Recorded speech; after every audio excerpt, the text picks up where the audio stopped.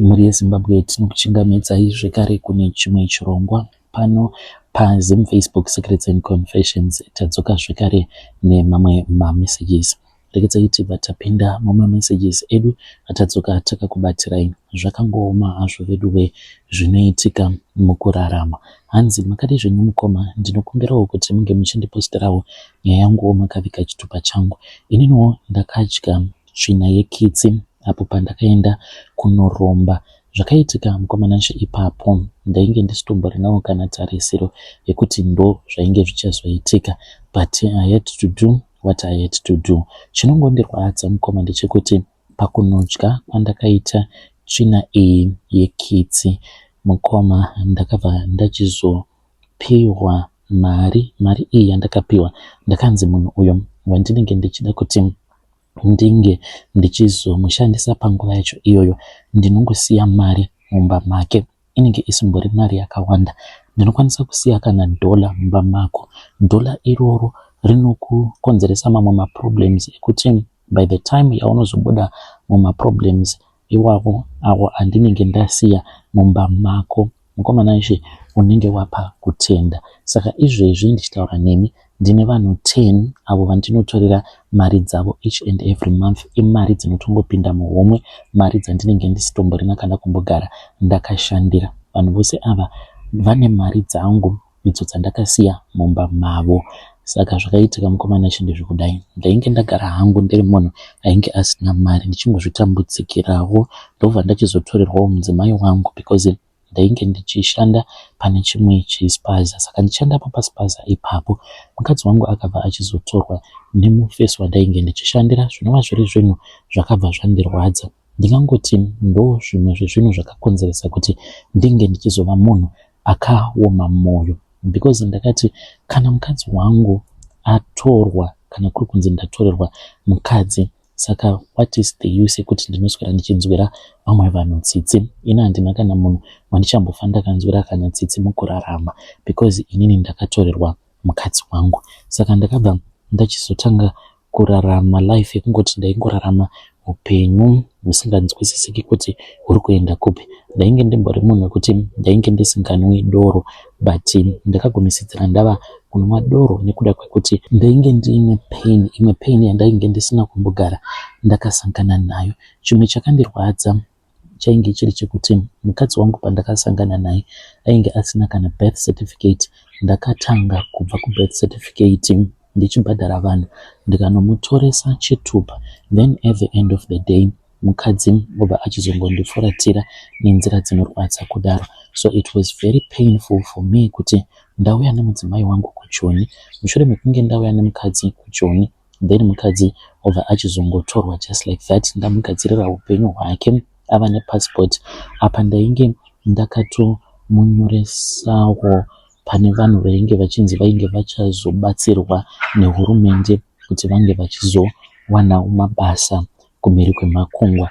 I was so much disturbed nezvakaitika zvekuti pfungwa dzangu dzakatomboita sekunge dzainge dzava kusatotora zvakanaka panguva yacho iyoyo. So after that mukoma ndainge ndava kungofamba, especially mumagroups epamafacebook, ndaitongofamba ndichitongotsvaka n'anga dzinorombesa ndisina kana basa nazvo.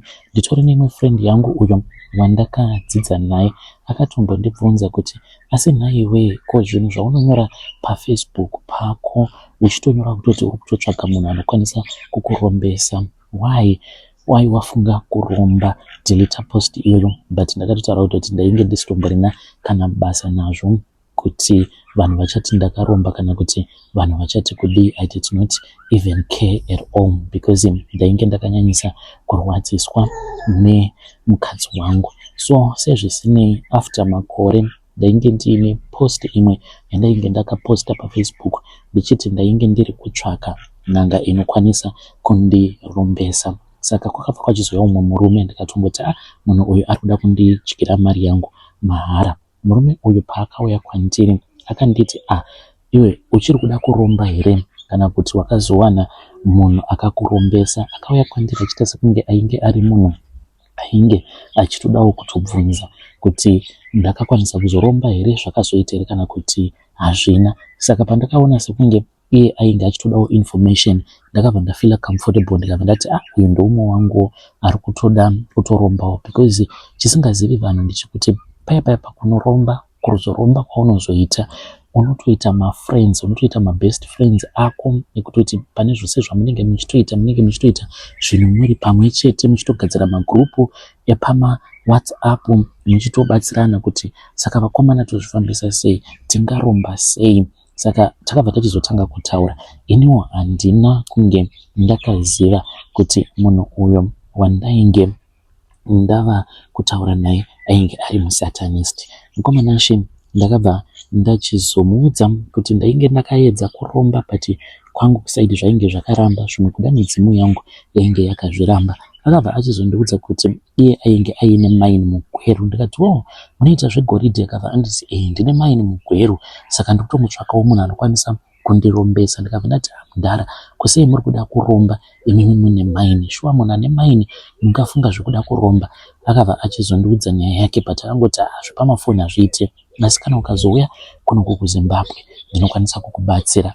Mukoma ndakabva kuSouth Africa ndikabva ndamuudza kuti ndainge ndiri muHarare, because ndainge ndava kuti kana akasandirombesa zvake sezvaainge akandivimbisa kuti kana South Africa yakandidhakwira ndinokwanisa kuti ndinge ndichiuya kuzoshanda kumaini kwake. Ndikati zviri nani kutambura ndiri muZimbabwe than kungodzi unenge uri muforeign munyika isiri yako. Saka ndaiziva kuti zvekuromba kana zvikaramba it means kuti ndinenge ndava kutongoshanda hangu ndiri muZimbabwe. Ndakabva ndachizoenda kumba kwake Mudhara uyu, ndokubva achizondigamuchira nemufaro. Ndikatosvika pamba pake ndikaona kuti ainge atori nemwana wake akanaka. Mwana uyu mukomana Shi manakiro akaita, but mapedzero anoita mapastors kubva kuna Nagweru vana Kwekwe Bulawayo ndo kune mission yake ikoko. Akapiwa mission yekuti chake chete chaanoita ndechekuti anongorara nemapastors chete. Ende anoti kana akasvika pachechi, paanenge asvika akambotanga kupinda chechi iyo yachinamata kuchechi ikoko, akangorara nepastor uyo waanenge achirara naye, then anenge atozadzikisa mission yake obva atosiyana nethat pastor, because pastor ivavo vanenge vangovawo pastor vezita, but umwari vanenge vasisina umwari hunenge huri pavari. So ndakabva ndachizonzi kana ndichida kuti ndinge ndichizopfuma ndaifanira kuti ndinge ndichirara naye musikana iyeye. Munoziva zvakandiitira fani, ndikatodzipwa nechikafu chandainge ndichidya, because tainge takatogara padining table tichitodya. Saka takati takagara tichitotaura, ndo amai vacho pavakangoti nhasi ndoda kuti unge uchizorara nemwana wangu. Apa vakatotaura zviri zvinyadzi. Mukoma ndakavhunduka ndikati asi nhai kuchii chava kuda kuitika? Mudhara uya haana kana zvaakambotaura, akatongoseka zvake akagutsurira musoro ndokubva asimuka achitotaura pafoni. Then musikana uya akabva asimuka akatouya akatogara pamakumbo angu, akabva anditi nhasi ndinenge ndiinewe, kana uchida kurombeswa nababa vangu unofanira kuti unge uchitorara neni, kana ukaramba vakwanise kuti vange vachizokurombesa.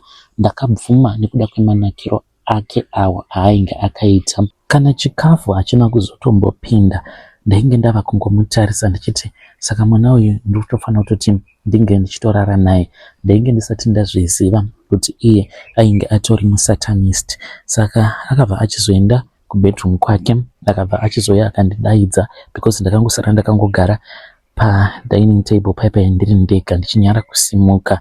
Asi vakazoti vaenda kunorara, ndopaakauya akanditora akandibata ruoko rwangu, akabva anditi nguva yako yakwana yekuti unge uchiita mari, unokwanisa here kuzonamata Mwari wedu? Saka paakanditi Mwari wedu, handina kunge ndakaziva kuti ndisatani. Ndakangoti ndinokwanisa, I've been praying all of my life, ende kana zvikatoita ndinotoda kutoti ndinge ndichikuroora.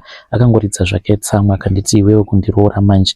Ndokubva aseka zvake, akabva andibvisa hembe dzangu dzose, akandiita mamwe mastyles ekuti ndainge ndisati ndakamboitwa mastyles akadaro nemunhukadzi mulife mangu. Saka akabva achizoti choyaterari, ndobva tatanga kurara tose, but bonde randakaita nemusikana iyeye rainakidza but richirwadza at the same time. Ndainzwa sekunge ndainge ndichibayiwa netsono sikarudzi yangu. Mangwana acho pandakamuka, sikarudzi yangu mukoma yainge isingatarisiki, yainge iine makonye 12 ainge arimo musikarudzi mangu. Makonye awa mukomana Shi ainge achitondidya sikarudzi yangu. Ndakabva ndati ko chii chaitika kwandiri, ndainge ndava kutochema. Vakabva vandiudza kuti ndaifanira kuti ndinge ndichizorara nevakadzi 12, mukadzi umwe neumwe wandinenge ndichirara naye, ende ndaifanira kuti ndinge ndichirara nevakadzi vandinenge ndichirara navo vari married, ndisingashandisiri dziviriro pavari. Vakabva vati vainge vachazondipa motikari yandainge ndichazoshandisa zvekare nemari. Saka mukoma, ndakaita mwedzi wose ndichifamba mugweru ndichinyenga vakadzi vevanhu. Saka ndakadanana nevakadzi 12 in 1 month, ndikarara navo vose. Vakadzi ava ndaisangana navo mutauni, vamwe ndo vandaisangana navo mulocation ndichingofamba zvangu nemotikari. Ndotopfimba mukadzi wemunhu, kana ndamupfimba mukadzi wemunhu obva atobvuma paya tobva tatorara tose. Nekuda kwekuti mari yainge iripo, hakuna kana mukadzi ainge achitombondiramba. Saka vakadzi ava vandairara navo, mushure mekunge ndapedza kurara navo, vaizotanga kusangana nemaproblems. Saka ndo zvainge zvichidiwa pamhiko dzacho idzodzo. Ndakati ndapedza kurara nemukadzi wenumber 12, gonyerere rekupedzisira parakasara muchibereko make, ndichidzokera kumba kwake mundara uyu, ndakabva ndachizopiwa plate. Vakanditi usavhura zvako plate iyi, enda kurumu kwako. Ndokubva ndachizoenda kurumu. Ndichinosvika kuya mukoma, ndakaona kuti mainge muine tsvina yekitsi. Ndikabva ndati ko ndoipi manje iyi, nedrink futi. Vakabva vachizouya kubedroom kwandainge ndiri, vakabva vandiudza kuti kana ndichida mari ndo yainge iri mhiko yekupedzisira. Ndainge ndichifanira kuti ndinge ndichizodya tsvina yekitsi. Mukomana chandakabva ndachizodya tsvina yaya yekitsi. Mushure mekunge ndadya tsvina yekitsi, zvainge zvisiri nyore mukoma. Kana ndichiti ndakadya tsvina yekitsi, hakusi kunzi kaingova kapisi, raitova riri zimukonde retsvina yekitsi. Handizivi kuti kiti iyoyo yakaita tsvina zimukonde rakakura kudaro imbori kitsi yakakura sei. Ndikatopiwa fork neknife, ndikanzi kana usingakwanisi unokwanisa kungodya hako nemaoko. Ndakashingirira, ndakaidya tsvina iyoyo yekitsi kuzonosvika ndichizopedza ndichingochema chete. Then ndakazoti ndapedza, ndo pandakaona umwe mukadzi akangoapia murumu imomo, akapfeka zvinhu zveblack, akabva achizondipa watch. Akandipa watch negold chain. Ndikabva ndanzi ndo zvinhu zvandainge ndichazoshandisa izvozvo mukuromba kwangu kwandainge ndaita. Ndakabva ndachizoudzwa kuti mari yangu yainge iri muvanhu. Ndaifanira kuti ndinge ndichizofamba ndichisiya mari mudzimba dzevanhu. Kana ndikasiya $1 mumba mako, zvinoreva kuti unenge uchizondishandira kusvika umwari wako. Kana ukazongoita zvezvekungoti wafemerwawo, ungoona kuti komba zvamuine $, obva watora mari yayo obva ungozoishandisa, ndokuexpire kwazvinenge zvatoita. Then ndinofanira kutoti ndinge ndichizoya kuzosiya futi imwe mari mumba mako, nekuti ndinotoratidzwa kutoti ndo zvaunenge watoita. Saka mukomanashe, ndakabva ndachizoenda kumba kwevamwe vatete vangu avo vainge vaine mari mudzinza. Ndakaenda kumba kwavo, saka ndokubva ndachizobayirira $. Iri ndakangoribayirira mumakumbo mecouch.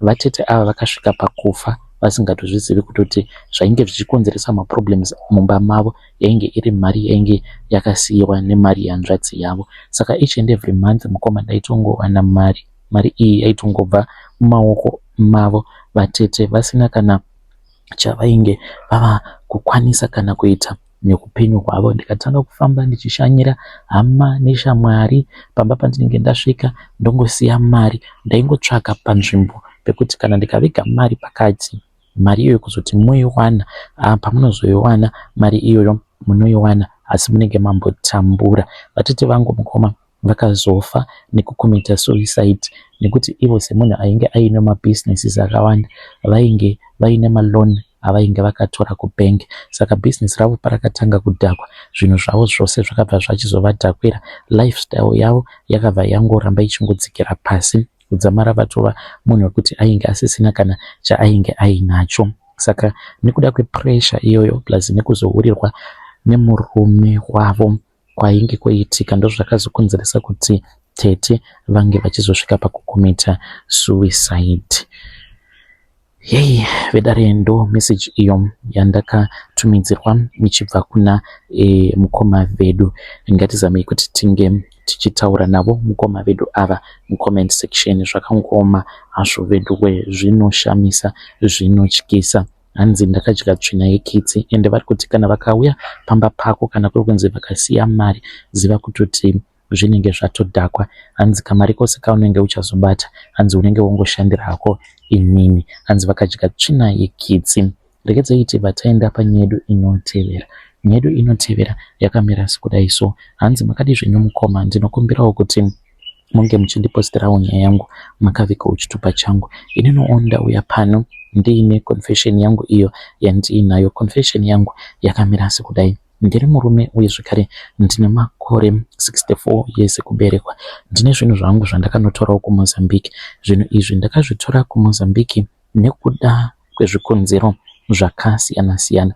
Ndainge ndiri munhu uya wekuti ndaipota ndichimboitawo zvemapiece job, ndichitawo zvekudhiraivha. Saka ndichidhiraivha kudaro mukomanashe, ndainge ndichimbosangana nezvipoko, ndaitoona zvipoko, kutoona zvipoko ndichitofamba. Saka ndakabva ndachizoudzwa kuti kwedu kwainge kuine mweya wengozi uyo wainge uriko. Saka ndikabva ndachizoudzwa kuti mweya uyu wengozi wainge uri kwedu, mweya uyu wainge uchitoda kutoti unge uchitoita zvekutodzingwa ende kutorasirirwa. Saka n'anga yakandibatsira yakabva yachizondipa mafoni numbers, ndikabva ndachizoenda kuMozambique. Pandakaenda kuMozambique uko mukoma, ndakazobvako kuMozambique ndainge ndatova nezvinhu zvangu zvandainge ndakapiwa. Ndine chibhasiketi chandakapiwa icho chandainge ndakanzi chibhasiketi ichocho ndo chandainge ndichazoshandisa, chainge chichazondichengetedza. Asi mukomanashe, chibhasiketi ichi chakazondipandukira zvinhu zvainge zvirimo, zvakazondipandukira zvinova zvazondiunza pari zvino. Ini mazuva angu ekufa ndinotoziva kutoti ndichafa rini, but handisi kuda kuti ndinge ndichisira vana vangu zvinhu zvinozovatambudza uye zvekare nevazukuru vangu. Ndakatora mishonga iyi nekuti ndainge ndichizamawo kuti ndinge ndichishanda, because nekuda kwemweya wengozi uyo wainge uchinzi uriko kwedu, mweya uyo wengozi waindikanganisa mabasa angu andainge ndichiita. Ndakafungidzirawo kuti kungwara kuenda kuMozambique ndichinobatsirwa, asi handina kunge ndakaziva kuti ndiri kutokanganisa upenyu hwangu. Ndakamboedza kufamba ndikaenda kunana godobori vakasiyana siyana, asi mari dzakangoperera mahara, ndichingodyiwa mari mahara nana godobori vakasiyana siyana, asi dambudziko risingaperi. Ndinokumbirawo kuti munge muchizondiposterawo nyaya yangu makaviga chitupa changu. Vedare ndo message iyo yandakatumidzirwa ichibva kuna mukoma vedu avo. Ngatizamei kuti tinge tichitaura navo mukoma vedu ava mucomment section. Zvakangoma hazvo vedu we, strange things indeed they do happen in this world. Hanzi ndakaenda kuMozambique uko kwavakaenda vakanopiwa zvinhu nen'anga yekuMozambique. Havasi kuda kuti vange vachisira vazukuru vavo zvinhu zvinozovatambudza nevana vavo. Hanzi toda kuti ndike ndichirasa zvinhu izvi, asi vari kushaya munhu anogona kuvabatsira kuti vange vachirasa zvinhu izvi. Hanzi n'anga yekuMozambique yacho iyo yakavabatsira. Hanzi n'anga iyoyo yakasofa kudhara ende havana kuzombogara vadzokera zvekare kuMozambique. Pavakangoonawo dambudziko ravo raita sekunge rainge rakamuka, hanzi handina kuzombodzokera zvekare kuMozambique nekuti n'anga iyi ndainge ndichiziva kuti ndakaibhadhara. Saka ndo message iyo yandakatumidzirwa ichibva kuna mukoma vedu avo. Ngatizame kuti tinge tichitaura navo mukoma vedu mucomment section. Ngatisanganei zvekare mune zvimwe zvirongwa zvinotevera. Nezuro handina kukwanisa kuti ndike ndichiposta platform yedu yeTrenza nekuti ndiri mubishi kuti ndige ndichigadzirisa kuitira kuti imiwo munge muchizokwanisa kutanga kuposta content yenyu. Saka ndiri kumhanyidzana neversion yekuti munenge mupostawo zvamunenge muchiposta, hoping kuti in the future tinokwanisa kuzowanawo kana masponsors, tobva tawanawo monetization yedu kana platform yedu ikakura ikawanawo mafollowers, vanhu vanenge vachishandisa platform yedu. Zvinoreva kuti nyangwe mabig businesses vanenge vava kutoda kutoadvertisawo paplatform yedu, zvichireva izvo kuti tinenge tichitozvigadzirira employment yedu. Let us try to support that platform so that it can grow. Ngatisanganei zvekare mune zvimwe zvirongwa zvinotevera.